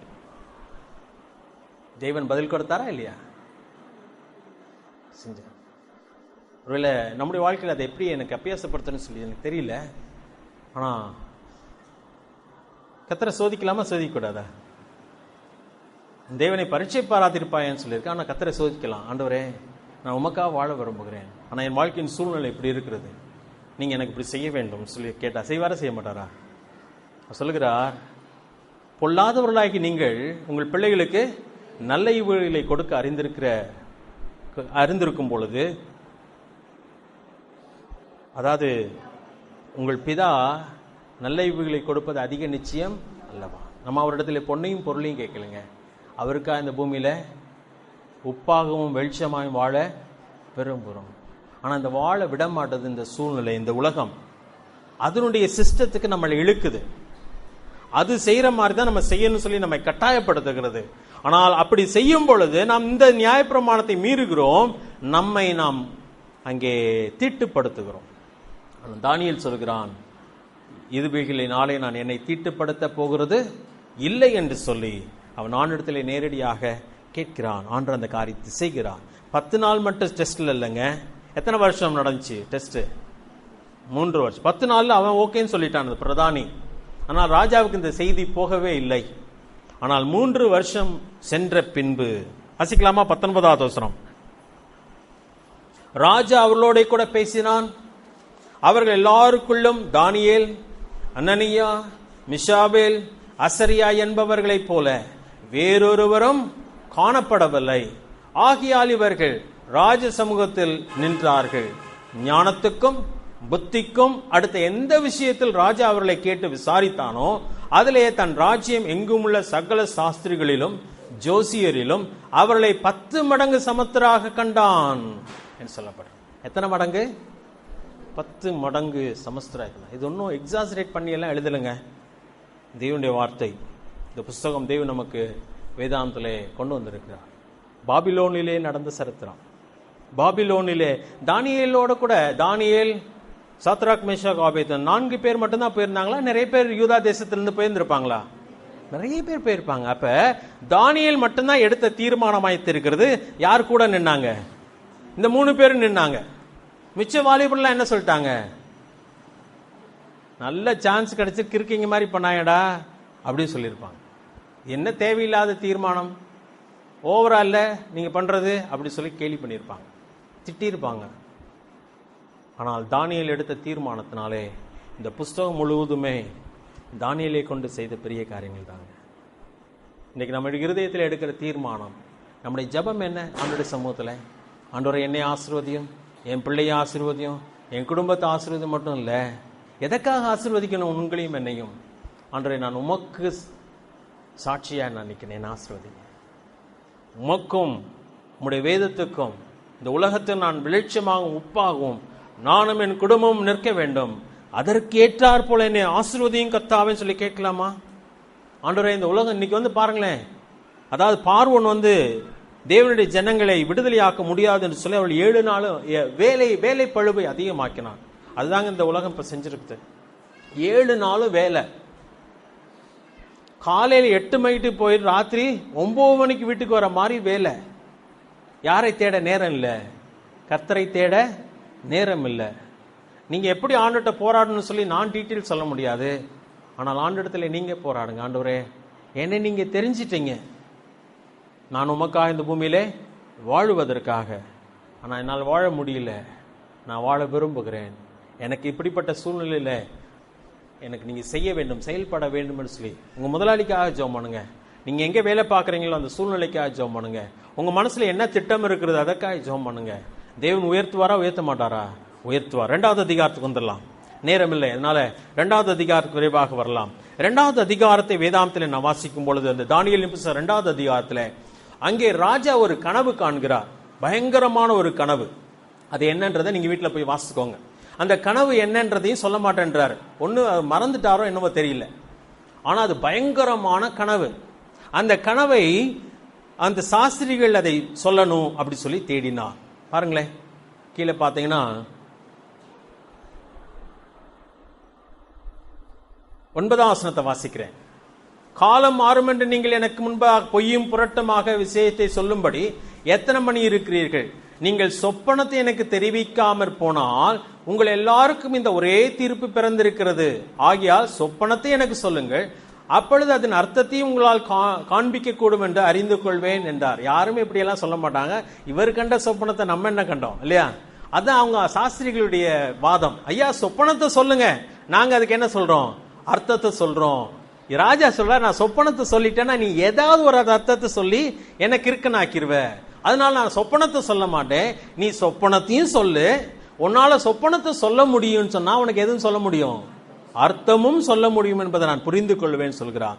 அப்ப அவங்க என்ன சொல்றாங்க பாருங்க, 11ஆம் வசனத்துல வேதனையோடு கூட சொல்றாங்க, ராஜா கேட்கிற இந்த காரியம் மிகவும் அருமையானது, மிகவும் மோசமானது சொல்லி இருக்கணும் இல்லையா? ராஜாவுக்கு முன்னாடி மோசமானு சொல்ல முடியாதனால அப்படியே மழுப்பி பேசுறாங்க. மிகவும் அருமையானது, மாம்சமாயிருக்கிறவர்களோட வாசம் பண்ணாத தேவர்களே ஒழிய ராஜ சமூகத்தில் இதை அறிவிக்கத்தக்கவன் ஒருவனும் இல்லை என்றால் யார் மட்டும் தான் அதை சொல்ல முடியும்? தேவன் ஒருவர் தான் இப்படிப்பட்ட காரியங்களை சொல்ல முடியும். உங்களோட வாழுகிற ஒரு மனுஷன் இப்படிப்பட்ட காரியத்தை சொல்ல முடியாது. அதனால ராஜாவுக்கு பயங்கர கோபம் வந்துருச்சு.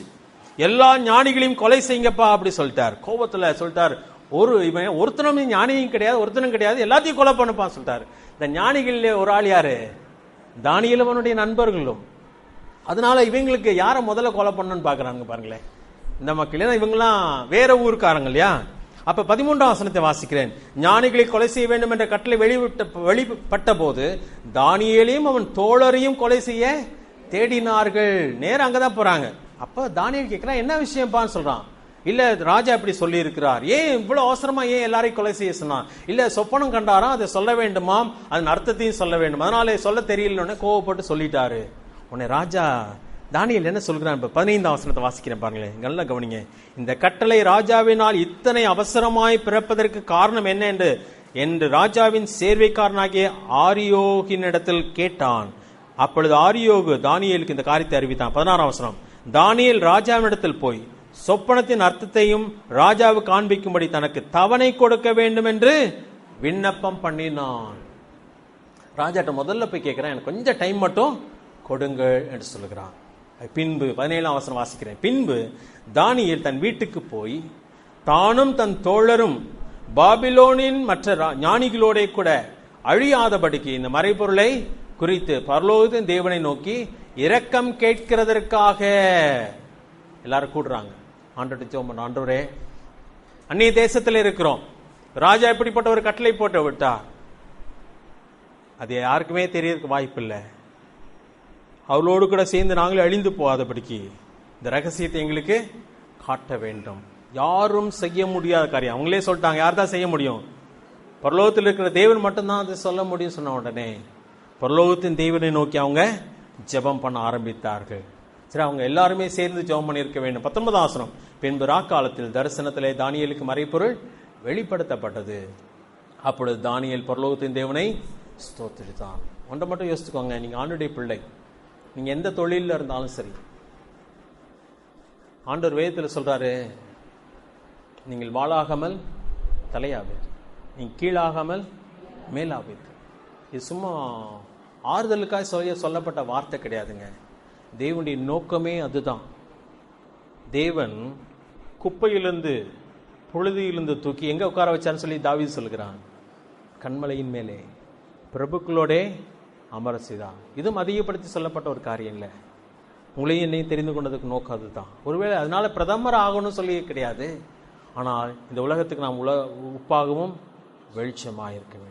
தேவன் ஏதோ ஒரு காரியத்தை செய்வதற்காக நம்மை தெரிந்து கொண்டார்.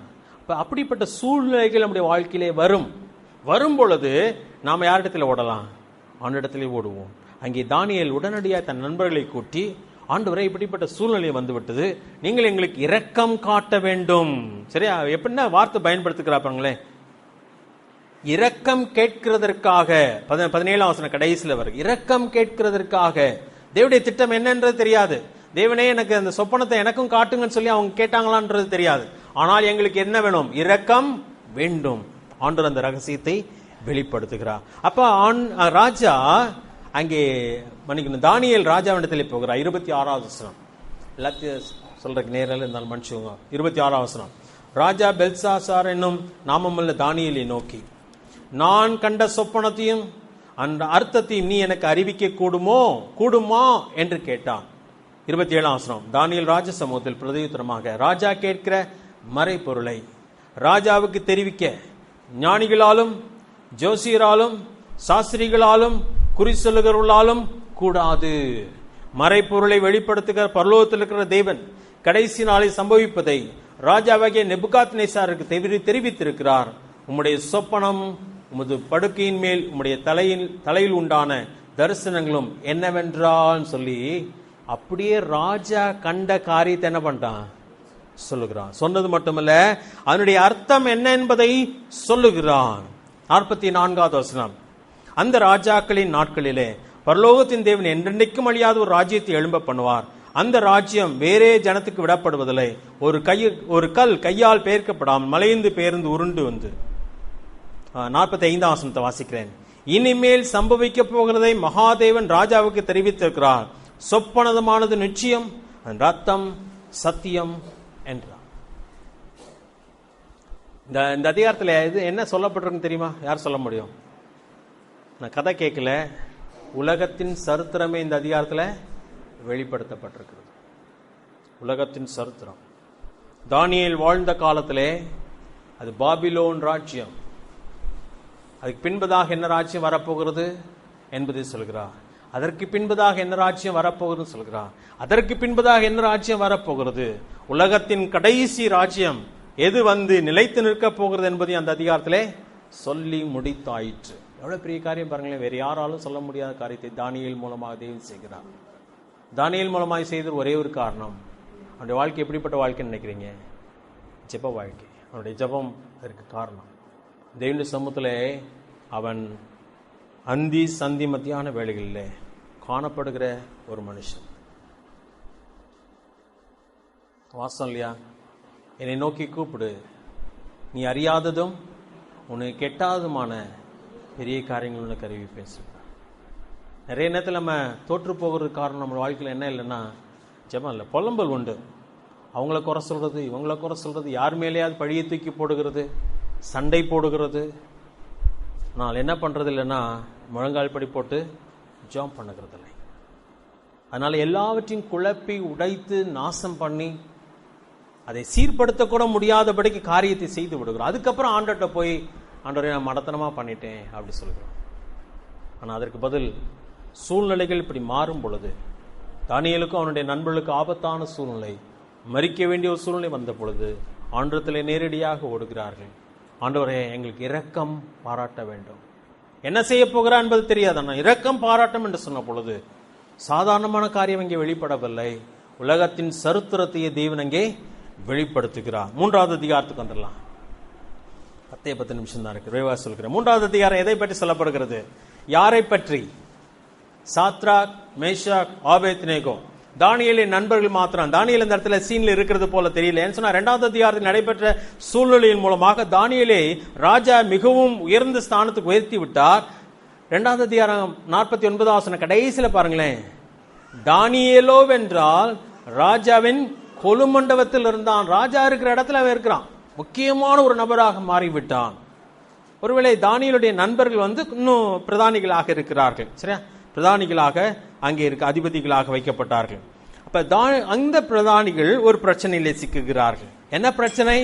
ராஜா ஒரு பெரிய சிலையை செய்கிறான். முதல் வசனத்தை வாசிக்கிறேன். 3வது அதிகாரம் முதல் வசனம்.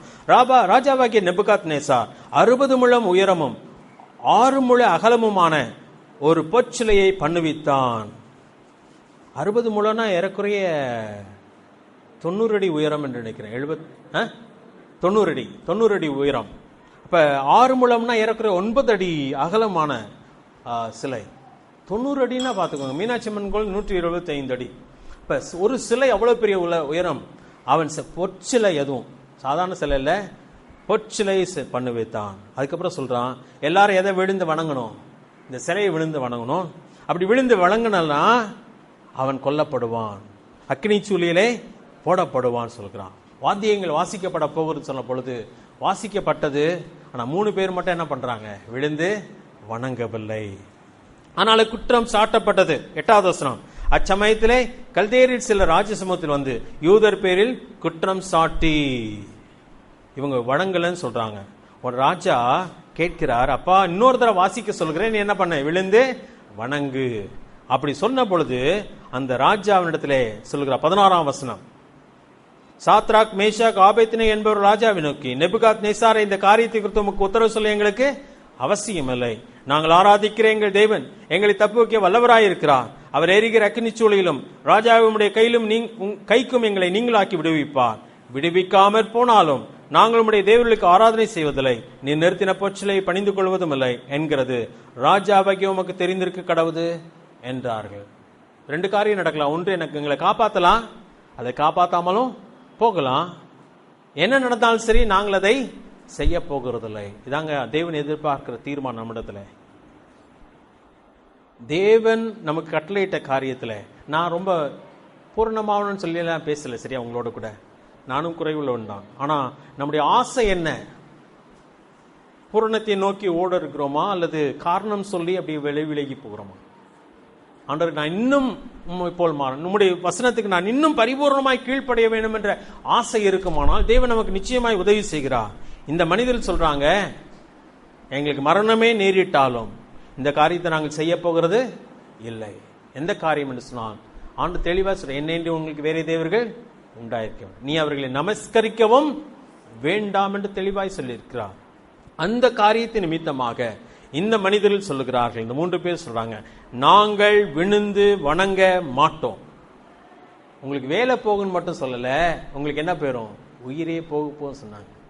எங்க தேவன் எங்களை தப்பு வைக்க வல்லவர், அப்படியே தப்புவியாமல் போனாலும் எங்களுக்கு அதை பற்றி கவலை இல்லை, நாங்கள் வணங்க போகிறதில்லை என்று சொன்ன ராஜாவுக்கு பயங்கர கோபமாயிடுச்சு. அந்த தீச்சூளைய 7 மடங்கு அதிகமாக்குகிறார். அதுக்கப்புறம் அவங்களை தூக்கி உள்ளே போட சொல்லுகிறார். தூக்கி உள்ளே போட போனவங்க செத்து போனாங்க. ஆனால் அந்த புருஷர்கள் சாத்ராக் ஆபேத்நேகோ உள்ள போய் விழுகிறாங்க. அதை 23ஆம் ஆசனத்தில் வருது. நடுவிலே விழுந்தார்கள். 23ஆம் ஆசனம் கடைசியில 3 பேர் நடுவிலே விழுந்தார்கள். 24ஆம் வசனம், அப்பொழுது ராஜாவாகிய நேபுகாத் நேசார் பிரமித்து தீவிரமாய் எழுந்திருந்து தன் மந்திரிமார்களை நோக்கி, 3 புருஷரை அல்லவா கட்டுண்டவர்களாக அக்னியிலே போடுவித்தோம் என்றான். அதற்கு ராஜாவுக்கு பிரதியுத்தரமா, ஆம் ராஜாவே என்றார்கள். அதற்கு அவன், இதோ 4 பேர் விடுதலையாய் அக்னி நடுவிலே உலாவுகிறதை காண்கிறேன், அவர்களுக்கு ஒரு சேதமும் இல்லை, 4ஆம் ஆளின் சாயல் தேவபுத்திரனுக்கு ஒப்பாயிருக்கிறது என்றான். உடனடியே ராஜா சொல்றான், அப்பா வெளியே வாங்கப்பான்னு சொல்கிறான். 3 பேர் வெளியே வராங்க. அவங்க மேல என்ன கூட இல்லை, அக்கினியுடைய வாசம் கூட இல்லைன்னு சொல்லப்பட்டிருக்கிறது.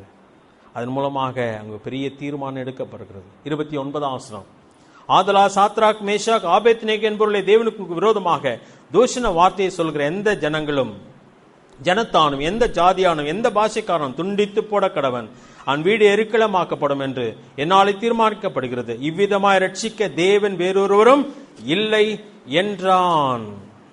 இப்படிப்பட்ட ஒரு தேவன் இல்லை. 28ஆம் வசனத்தை வாசிக்கணும் நேரம் இல்லை. இப்ப பாருங்களேன், தேவனுடைய மனுஷனுடைய தீர்மானத்தினாலே, அவங்களுடைய உறுதியினாலே அந்த அந்த பலன் எங்க இருந்தா கிடைச்சிருக்கும்? அவங்களுடைய ஜெப வாழ்க்கை தான். அப்ப அவங்க தேவனுடைய நாமத்தை அந்த இடத்துல மைமைப்படுத்துகிறார்கள். தானியேலின் நண்பர்கள் 4வது அதிகாரத்துக்கு வரும் பொழுது, 4வது அதிகாரத்தில் ராஜாவுக்கு இன்னொரு கனவு ஏற்படுகிறது. அந்த கனவின் மூலமாக ராஜாவுடைய பெருமை அங்கே கண்டிக்கப்படுகிறது. அந்த என்ன கனவுன்றதை நீங்க அப்புறமா போய் வீட்டில் வாசித்துக்கோங்க. 19ஆம் வசனத்தை வாசிக்கிறேன். 19வது வசனம், அப்பொழுது பெல்சாத்சார் என்னும் பெயருள்ள தானியேல் ஒரு நாளிகை மட்டும் திகைத்து சிந்தித்து கலங்கினான். யாருடைய சொப்பனத்தை கேட்டுட்டு? ராஜா கண்ட சொப்பனத்தை கேட்டு தானியேல் நடுங்க ஆரம்பித்து விட்டான். அப்ப ராஜா கேட்கிறார், வாசிக்கிறேன். ராஜா அவனை நோக்கி, பெல்சாசாரே, சொப்பனமும் அதன் ரத்தமும் உன்னை கலங்க பண்ண வேண்டியது என்ன என்றான். அப்பொழுது பெல்சாசார் பிரதியுத்தரமாக, என் ஆண்டவனே, அந்த சொப்பனமும் உம்முடைய பகைவரிடத்திலும் அதன் அர்த்தம் உம்முடைய சத்துருக்களிடத்திலும் பலிக்க கடவது. அந்த சொப்பனம் யாருக்கு நடக்கட்டும்? உம்முடைய சத்துருக்கு நடக்கட்டும். அது பயங்கரமான ஒரு என்ன, ராஜா யாரை போல் மாறப்போகிறார்? மிருகத்தை போல் மாறப்போகிறார். அது ராஜாட்ட சொல்லணும்னு சொன்னா தானியேல் நடுங்குகிறான். ஆனா சொன்ன பொழுது ஒரு காரியம் சொல்கிறான் பாருங்களேன். 26ஆம் வசனத்தை வாசிக்கிறேன். ஆனாலும் விருட்சத்தின் வேர்கள் ஆகிய அடிமரம் தரையில இருக்க மட்டும் என்று சொல்லப்பட்டது. இருக்கட்டும். 27ஆம் வசனம். ஆகையால் ராஜாவே, ராஜாவை கொடுக்கிற ஆலோசனை 27. ஆகையால் ராஜாவே, நான் சொல்லும் ஆலோசனை நீர் அங்கீகரித்துக் கொண்டு நீதியை செய்து உமது பாவங்களையும் சிறுமையானவர்களுக்கு இறங்கி உமது அக்கிரமங்களையும் அகற்றிவிடும். அப்பொழுது உம்முடைய வாழ்வு நீடித்திருக்கலாம் என்றான். ராஜாவுக்கே ஆலோசனை சொல்கிறான். ஆனால் தானியேல் என்ன சொன்னான், அதே போல் ராஜாவுக்கு நடந்தது. நான் போன வாரத்தில் சொன்னேன், எலியாவும் எலிசாவும் அந்த தேசத்துக்கு எப்படி இருந்தாங்க? தகப்பனை போல் இருந்தார்கள். இப்ப பாருங்களேன், தானியேல் எப்படி தான் இருக்கிறான்? ஒரு அந்நிய தேசத்துல அநேகருக்கு தகப்பனை, ஒரு ராஜாவுக்கே ஆலோசனை சொல்லக்கூடியவனாக மாறுகிறான். 5வது அதிகாரத்துல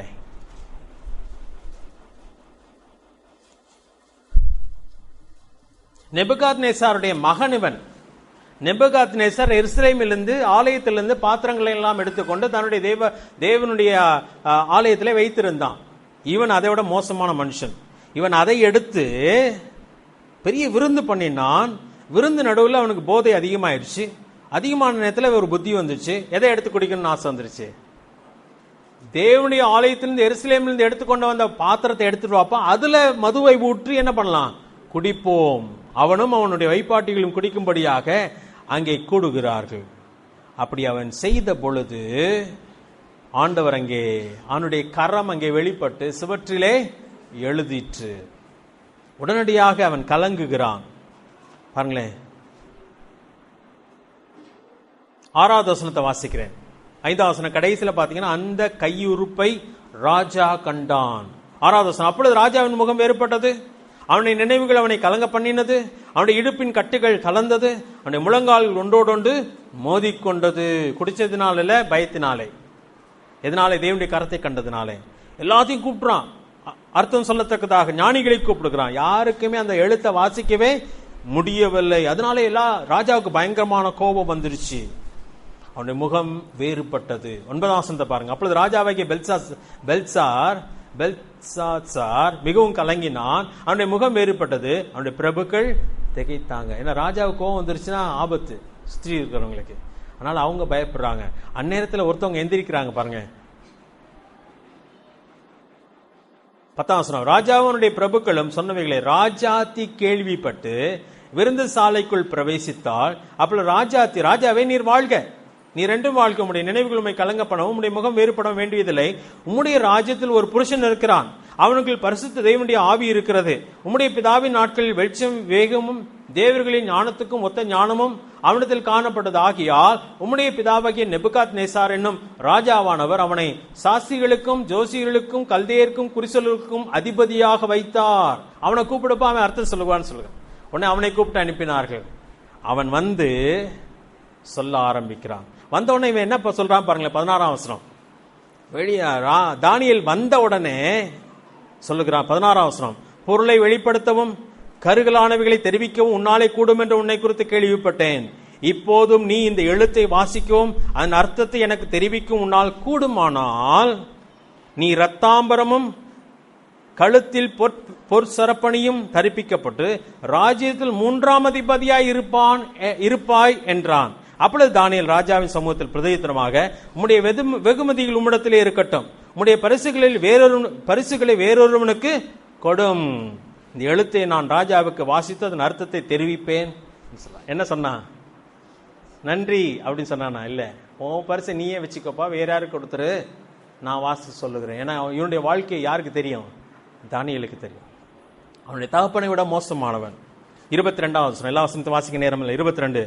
அவருடைய குமாரனாகிய பெல்சாசார் என்னும் நீரோ வென்றால் இதை எல்லாவற்றையும் அறிந்திருந்தும் உம்முடைய இருதயத்தை தாழ்த்தாமல் பரலோகத்தின் ஆண்டுக்கு விரோதமாய் உம்மை உயர்த்தினீர். பின்னாடி வந்துடலாம்.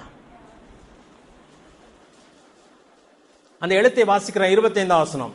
எழுதப்பட்ட எழுத்து என்னவென்றால் மெனே மெனே தெக்கேல் உப்பார்சின் என்பதே. இந்த வசனத்தின் அர்த்தமாவது, மெனே என்பதற்கு தேவன் உன் ராஜ்யத்தை மட்டிட்டு அதற்கு முடிவுண்டாக்கினார் என்றும், தெக்கேல் என்பதற்கு நீ தராசில் நிறுக்கப்பட்ட குறைவாய் காணப்பட்டாய் என்றும், பேரேஸ் என்பதற்கு உன் ராஜ்யம் பிரிக்கப்பட்ட மேதியிருக்கும் பெர்சியருக்கும் கொடுக்கப்பட்டது என்றும் அர்த்தமாம். அப்பொழுது பெல்சாசா தானியேலுக்கு எல்லாத்தையும் கொடுத்தான். அதே போல நடந்தது. இந்த ராத்திரியிலே அவனுடைய ராஜ்யம் முடிவுக்கு வந்தது. தானியேலுடைய வாழ்க்கை சரியா? 6வது அதிகாரம்.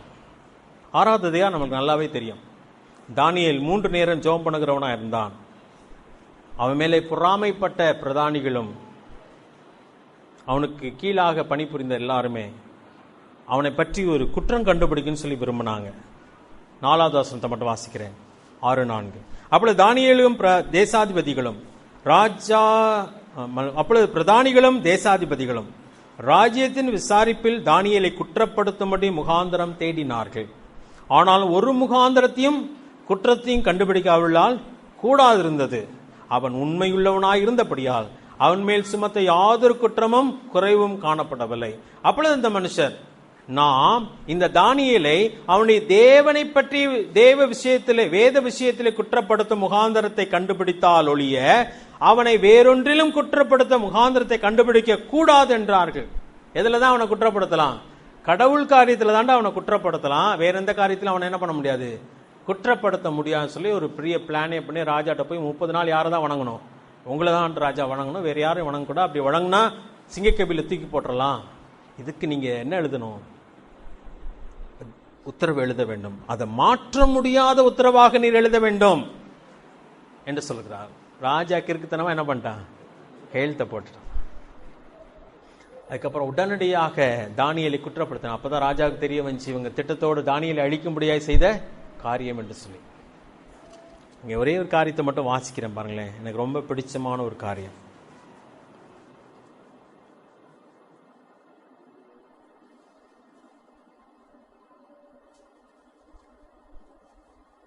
வச்சுக்கோங்க. 16வது வசனம். அப்பொழுது ராஜா கட்டளையிட அவர்கள் தானியேலை கொண்டு வந்து அவனை சிங்கங்களின் கெபியிலே போட்டார்கள். ராஜா தானியேலை நோக்கி, நீ இடைவிடாமல் ஆராதிக்கிற உன் தேவன் உன்னை தப்புவிப்பார் என்ற. என்ன அற்புதமான சாட்சி தெரியுமா? இன்னைக்கு இதை யோசிக்க யோசிக்க அவ்வளவு சந்தோஷமா இருக்கு. உங்களோட இருக்கிறவங்க நீங்க கஷ்டத்துல மாட்டும் பொழுது, உனக்கு உங்க கடவுள் இருக்கிறாங்கடா, ஏன்டா கவலைப்படுறேன், அவங்க நம்மளை பார்த்து என்ன பண்ணோம் சொல்லுங்க. உங்க கடவுள் உன்னை கைவிட மாட்டான், நீ கும்புற கடவுள் உன்னை கைவிடவே மாட்டான்னு சொல்லுவாங்க. அதாங்க அற்புதமான காரியம். ராஜா சொல்லுகிறான், ராஜாவாலேயே காப்பாற்ற முடியல, யார? தானியேலை காப்பாற்ற முடியல. ராஜா சொல்லுகிறான், நீ இடைவிடாமல் ஆராதிக்கிற உன் தேவன் உன்னை தப்புவிப்பார். தப்புவித்தார் ஆண்டவர். வந்து ராத்திரி முழுசு அவன் சாப்பிடல, இசை கேட்கவில்லை, தூங்கல, காலையில ஓடி வருகிறான். 19வது வசனம். காலமே கிழக்கு வெளுக்கும் போது ராஜா எழுந்திருந்து சிங்கங்களின் கெபிக்கு தீவிரமாய் போனான். ராஜா கெபியின் கிட்ட வந்த போது துயர சத்தமாய் தானியேலை கூப்பிட்டு, தானியேலே, ஜீவனுள்ள தேவனுடைய தாசனே, நீ இடைவிடாமல் ஆராதிக்கிற உன் தேவனுடைய சிங்கங்களுக்கு தப்பிக்க வல்லவராய் இருந்தாரா என்று தானியேலை கேட்டான். அப்பொழுது தானியேல், ராஜாவே, நீர் வாழ்க, சிங்கங்கள் என்னை சேதப்படுத்தாதபடிக்கு தேவன் தம்முடைய தூதனை அனுப்பி அவர்களின் வாய்களை கட்டி போட்டார். அதேனென்றால் அவருக்கு முன்பாக நான் குற்றமற்றவனாய் காணப்பட்டேன். ராஜாவாகிய உமக்கு முன்பாகவும் நான் நீதி கேடு செய்ததில்லை. அவன் தேவனுக்கு முன்பாகவும் மனுஷனுக்கு முன்பதாகவும் சரியான ஒரு வாழ்க்கை வாழ். அவனுடைய வாழ்க்கை அற்புதமான ஒரு வாழ்க்கை. 7வது அதிகாரத்திலிருந்து கடைசி அதிகாரம் வரைக்கும் பயப்படாதீங்க, அதெல்லாம் நம்ம பார்க்க போறதில்லை. சரி, ஏற்கனவே 12 மணி தாண்டிடுச்சு. 7வது அதிகாரத்தில் கடைசி அதிகாரம் வரைக்கும் வெளிப்படுத்தின விசேஷத்தில் சொல்லப்பட்ட அநேக காரியங்கள் என்ன பண்ணிருக்கு, சொல்லப்பட்டிருக்கு. தேவன் அநேக ரகசியங்களை தானியேலுக்கு வெளிப்படுத்தினார். ஒரு அற்புதமான ஒரு புஸ்தகம் இது. ஒரு தனி மனிதன் தானியேலை பற்றி ஒரு குற்றமும் இந்த புஸ்தகத்தில் எழுதப்படவே இல்லை. அந்த வாழ்க்கை ஜெப வாழ்க்கையா இருந்தது, வெற்றியுள்ள ஒரு வாழ்க்கையா இருந்தது. ஒருவேளை நம்முடைய வாழ்க்கையில ஜெபம் என்பது முக்கியமானதாக இருக்கும் என்று சொன்னால் நிச்சயமாக தேவன் நம்முடைய வாழ்க்கையை ஆசீர்வதிப்பார். நம்மால் ஒன்றும் செய்ய முடியாது. யோவான் 15வது அதிகாரத்திலே சொல்கிறார், என்னாலே அல்லாமல் உங்களால் ஒன்றும் செய்ய முடியாது. என்னிலே நிலைத்திருந்தால் நீங்கள் அதிக கனிகளை கொடுப்பீர்கள் சொல்கிறார். நம்முடைய வாழ்க்கையில ஒரு வெற்றியுள்ள ஒரு வாழ்க்கை, அதாவது நிறைய நேரத்தில் நம்ம நினைக்கிறோம் ஆண்டுக்கு, அதாவது ஆண்ட பைபிளில் சொன்னப்பட்டபடி நம்ம முழுமையால நடக்க முடியாதுன்னு நினைக்கிறோம். இல்லை, நடக்கலாம். அப்படி நடக்கும் பொழுதுதான் யார் மகிமைப்படுவார்? தேவன் மகிமைப்படுவார். அதில் நமக்கு ஆபத்து வருமா? நிச்சயம் ஆபத்து வரும், நிச்சயம் ஆபத்து வரும். ஆனால் அந்த ஆபத்தில் யார் நம்மை மீட்க முடியும்? தேவனால் நம்மை மீட்க முடியும். இப்போ தேவனு, அதாவது தெளிவாக தேவனுடைய சட்டத்திலே சொல்லப்பட்டவர்களை மீறாதபடிக்கு வாழ வேண்டும். யோசுவாண்டத்தில் சொல்கிறார், நியாயப்பிரமாணத்தை விட்டு என்ன பண்ணக்கூடாது? வலது இடதுபுறம் விலகாதிருப்பாயாக. அதான் தேவன் தெளிவாக சொல்கிற காரியம். அதை செய்ய தேவன் நமக்கு உதவி செய்வாராக. நிச்சயமாக நம்முடைய ஜெப வாழ்க்கை அதுக்கு நமக்கு பலனாக நிற்கும். தேவன் தாம் இந்த வார்த்தைகளை ஆசீர்வதிப்பாராக. தலைகளை தாழ்த்துவோம், ஜெப செய்வோம். ஒரு நிமிஷம் நம்முடைய கண்களை தாழ்த்திருக்கலாம், கண்களை மூடி இருக்கலாம். எத்தனையோ நூற்றாண்டுகளுக்கு முன்பதாக தானியேல் பாபிலோன் தேசத்தில் இப்படிப்பட்ட ஒரு வாழ்க்கை வாழ முடியுமானால், அதே போன்ற பிரஜாதிகளின் மத்தியிலே வாழ்ந்து கொண்டிருக்கிற நாம், தேவனை அறியாத மக்கள் மத்தியிலே வாழ்ந்து கொண்டிருக்கிற நாம் ஏன் வாழ முடியாது? வாழ நாம் தீர்மானம் எடுப்போமா? தானியேலை போல இந்த உலகத்தின் பழக்க வழக்கங்களினாலே, இந்த உலகத்தினுடைய அமைப்புகளினாலே, வழிபாடுகளினாலே என்னை நான் தீட்டுப்படுத்தக்கூடாது என்று சொல்லி நம்முடைய இருதயத்திலே தீர்மானம் எடுக்கலாமா? யார் தீர்மானம் எடுக்க முடியுமோ அது தேவனுடைய நாமத்துக்கு மகிமையை கொண்டு வர முடியும். முடியாது என்று சொல்லி நம்முடைய உள்ளத்திலே சொல்லுவோம் என்று சொன்னான், ஒருவேளை நாம் தீட்டுப்பட்டவர்களாக இந்த பூமியிலே வாழ்ந்து கடந்து போவோம். உலகம் நம்மை தீட்டுப்படுத்தும், உலகம் நம்முடைய பிள்ளைகளை தீட்டுப்படுத்தும், நம்முடைய சந்ததி தீட்டுப்பட்டதாய் போய்விடும். ஒரு காரியம் செய்யப்பட முடியாது என்று சொன்னால் தேவன் நம்மிடத்தில் அதை எதிர்பார்க்க மாட்டாரே. செய்ய முடியும் என்பதனால்தான் செய் என்று சொல்லுகிறார். அவர் செய் என்று சொல்லும் பொழுது என்னால் முடியாது என்று சொல்லுவோம் என்று சொன்னால் அது நேர்த்தியாயிருக்காது. எங்களை நேசிக்கிற நல்ல ஆண்டவரே, இந்த வார்த்தைகளுக்கு நன்றி செலுத்துகிறோம். தானியேலுடைய வாழ்க்கைக்காக நாங்கள் நன்றி செலுத்துகிறோம். அந்த புஸ்தகம் எங்களை வேதாந்தத்திலே கொடுக்கப்பட்டதுக்காக நன்றி செலுத்துகிறோம்.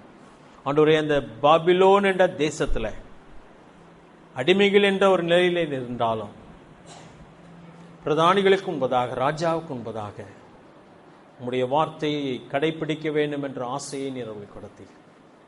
அந்த பாபிலோனின் தேசத்தின் பழக்க வழக்கங்களினாலே தங்களை தீட்டுப்படுத்தக்கூடாது என்று சொல்லி அவர்கள் தீர்மானம் எடுத்ததன் விளைவை அந்த புஸ்தகம் முழுவதும் நாங்கள் காண முடிகிறது. கர்த்தாவே, அந்த தேசத்துக்கு ஒரு வெளிச்சமாகவும் ராஜாவுக்கு வழிகாட்டியாகவும் ஆண்டவரே, உம்முடைய நாமத்துக்கு மகிமையை கொண்டு வருகிற உம்முடைய இருதயத்துக்கு பிரியமான ஒரு தானியேலாகவும் நீர் அவர்களை மாற்றினீர். ஆண்டவர், இந்த பூமியிலே நாங்கள் எங்களை எதற்காக வைத்திருக்கிறீர் என்பதை உணர்ந்து இந்த தேசத்துக்கு உப்பாகவும் வெளிச்சமாயும் காணப்பட கிருபை தாரும். எங்களை சுற்றி வாழுகிற மக்களுக்கு நாங்கள் தகப்பனை போல, வழிகாட்டியை போல ஆண்டவரே, நாங்கள் ஆலோசகர்களாக உம்முடைய வசனத்தை சுமந்து செல்லுகிற மக்களாய் காணப்பட கிருபை தாரும். வழி தப்பி நடக்கிற அநேக மக்களை நேர்வழிப்படுத்துகிற மக்களாய் காணப்பட கிருபை தாரும். இந்த வசனங்கள் பிரயோஜனமா இருக்கட்டும். நாங்கள் எப்படி வாழ வேண்டும் என்ற ஆசையையும் நல்ல தீர்மானத்தையும் அதற்காக ஜெபிக்கிற ஜெபத்தை எங்கள் உள்ளத்தில் ஏற்படுத்தும். உடைய நாமத்தை மகிமைப்படுத்தும். ஆசீர்வதியும். எல்லாவற்றையும் மீட்பு ரட்சகருமாகிய இயேசு கிறிஸ்துவின் நாமத்தில் கேட்கிறோம் நல்ல பிதாவே, ஆமென்.